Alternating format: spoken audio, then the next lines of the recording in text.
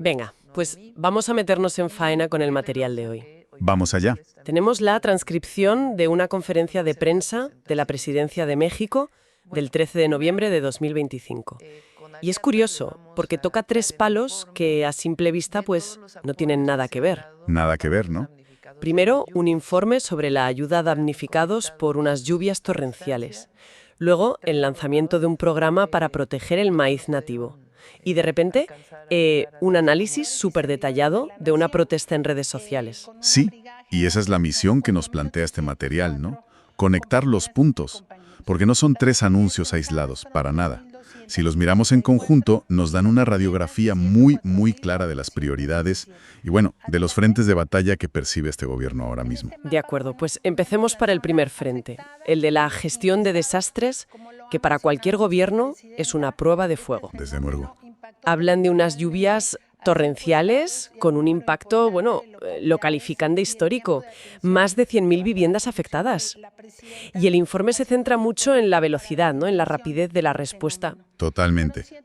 El dato clave que ponen sobre la mesa, y es una pasada, es que movilizaron 7.426 millones de pesos.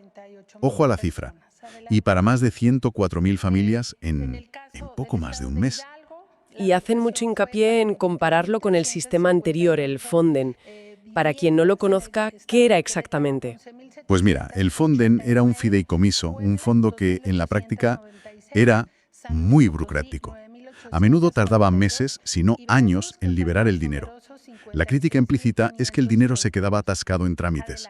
O sea que lo que presentan aquí es un contraste brutal entre esa burocracia del pasado y lo que ellos describen como acción directa, una logística casi militar, coordinando el ejército a ministerios. Vale, entiendo. Primera pieza del puzzle. Demostración de capacidad logística ante una crisis. Y de ahí pasamos de lo urgente a un proyecto a larguísimo plazo. Menudo salto, sí. El programa El Maíz es la Raíz, un nombre muy poético, por cierto. ¿En qué consiste? Pues es un proyecto fascinante que va mucho más allá de una simple subvención, ¿eh? El objetivo es apoyar a 1,5 millones de pequeños productores de maíz nativo. Pero la clave está en el ¿para qué?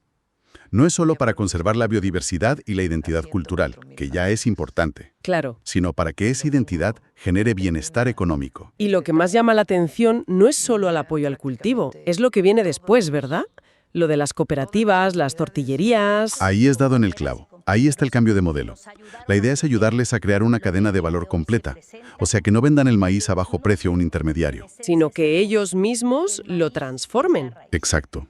Que las propias comunidades organizadas en cooperativas monten sus tortillerías con un sello de calidad, hecho en México con maíz nativo. Quieren que el beneficio de esa herencia cultural se quede en casa. Qué curioso, porque esto conecta con el primer punto. Primero, una respuesta de emergencia, logística pura y dura. Y ahora, una apuesta por la soberanía económica y cultural. Has visto, ¿no? Es como si dijeran, atendemos lo urgente, pero sin perder de vista lo fundamental. Y aquí es donde la conferencia da un giro de 180 grados y nos mete de lleno en el tercer frente de batalla. Desde luego. Pasamos de la política social a lo que describen casi como contrainteligencia digital. Se ponen a desmenuzar una investigación sobre la marcha de la generación Z. Y las acusaciones que vierte el gobierno, que es importante presentarlas como tales, como acusaciones, son muy graves. Muy graves, sí. Hablan de una campaña inorgánica y pagada, con un coste de más de 90 millones de pesos. Y gestionada, dicen, en parte desde el extranjero. Mencionan España, Bolivia, Estados Unidos. Y con un uso masivo de bots. Un momento, la cifra que dan es de unos 8 millones de bots. Es un número astronómico. ¿El informe detalla cómo llegan a esa conclusión? Presentan una estimación basada en su análisis de patrones de viralización artificial. Pero tienes razón, es una afirmación contundente. Y, por su naturaleza, muy difícil de verificar de forma independiente. Insisten en que es su versión documentada. Y luego señalan a gente muy concreta, a figuras de la oposición, a un empresario, Ricardo Salinas Pliego. e incluso a una red internacional, Atlas Network. Para quien no lo sepa, ¿qué es esto? Pues en pocas palabras es una red internacional de think tanks libertarios que a menudo apoya movimientos y narrativas de oposición a gobiernos de izquierda. Al mencionarlos, el gobierno mexicano sitúa la protesta no como un hecho aislado, sino como parte de una estrategia geopolítica. Entiendo. La acusación final es que se usó un hecho trágico, el asesinato de un alcalde, para fabricar una indignación y movilizarla con fines políticos. Entonces, si juntamos todo, tenemos una maquinaria estatal que responde a una catástrofe, Sí. Ujú. un programa para proteger las raíces culturales y económicas, Ajá, y un aparato de inteligencia que contraataca en el terreno digital. exacto. Lo que nos dibujan estos tres temas juntos es la visión de un gobierno que se percibe a sí mismo luchando en tres frentes a la vez.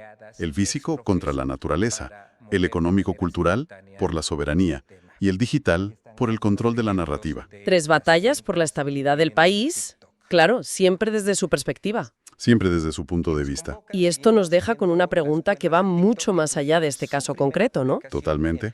En un mundo donde una tendencia en redes puede ser una movilización ciudadana real o una operación de influencia de 90 millones de pesos, ¿qué herramientas o qué tipo de pensamiento crítico necesitamos para aprender a distinguir el grano de la paja?